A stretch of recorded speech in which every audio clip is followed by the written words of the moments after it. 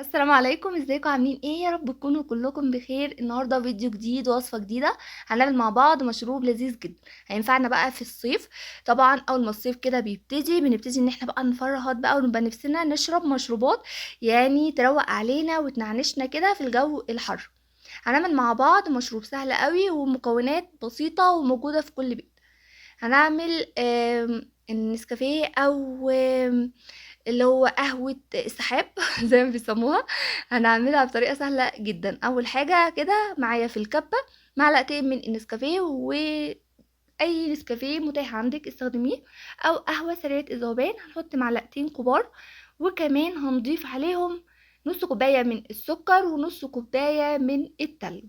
طبعا لازم يكون تلج وما تزودوش عن نص كوباية. المقدار ده هيعمل معانا كمية رهيبة، يعني هنفضل نشرب فيها كده فترة طويلة جدا. معلقة منه، وهتحط زوديه بقى حليب ولا مية، وهيقعد معاكي فترة طويلة قوي. نفضل نضرب فيها كده من 5 ل10 دقايق لحد ما القوام يبتدي ان هو يتضاعف ضعفين 3 اضعاف. وكمان اللون بتاعه يبقى فاتح زي ما حضراتكم شايفين كده.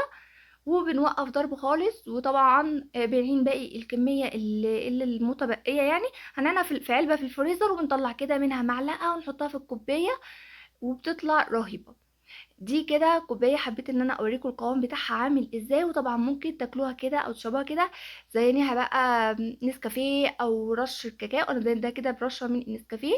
وطبعا ممكن تزودي عليها بسكوت او تزودي عليها ايس كريم، زودي عليها اي حاجه انتي حباها. والكوبايه التانية بقى دي العشق بتاعي، يعني دي احلى حاجه بحب ان انا اشربها. حطيت كده معلقتين 3 من الخليط اللي احنا جهزناه وتلج.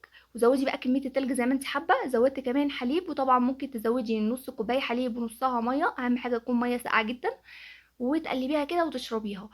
مشروب منعش ولذيذ جدا جدا. ومن معلقتين نسكافيه عملنا كميه رهيبه من القهوه دي. حلوه قوي ومنعشه في جو الحر. جربوها هتعجبكم قوي، وكمان مش مكلفه خالص.